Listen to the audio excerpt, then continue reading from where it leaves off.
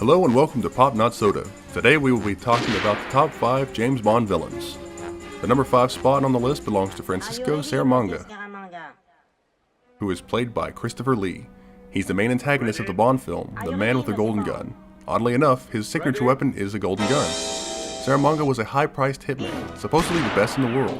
At the age of 10, he became a trick shot for a traveling circus, and then was recruited by the KGB as an assassin, a job which, according to him, he was overworked and underpaid at.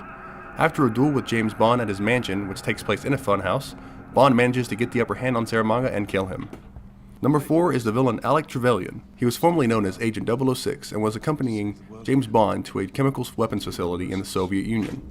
During the mission, 006 gets captured and is apparently executed by the base's commander. Believing he's dead, Bond continues on with the mission and later escapes by a supply plane. Years later, Alec reveals to James that he is alive and is plotting to destroy the British government, since his family attempted to immigrate to Britain after World War II, but were instead returned to the USSR and executed by Stalin's death squads.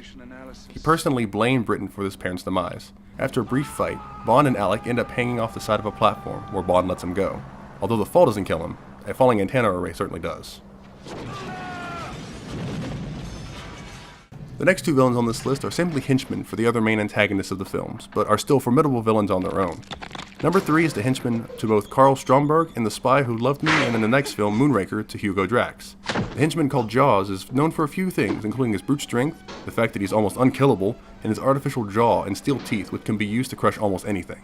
He dies at the end of Moonraker when the space station he's in explodes. Next up is Oddjob, who is a henchman to the mastermind Goldfinger, and in addition to being his henchman, Oddjob acts as Goldfinger's personal chauffeur, bodyguard, and golf caddy. For a man of such short stature, he boasts incredible strength, and his main weapon is his bowler hat, which has a razor in the brim. Later in the film, he is electrocuted by Bond at Fort Knox while trying to steal gold.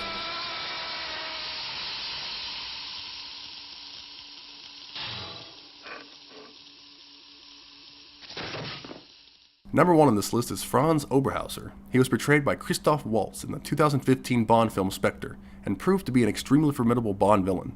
Believing that Bond supplanted his role as son, Oberhauser killed his father and staged his own death, subsequently adopting the name Ernst Stavro Boldfield, and going on to form the criminal organization known as Spectre.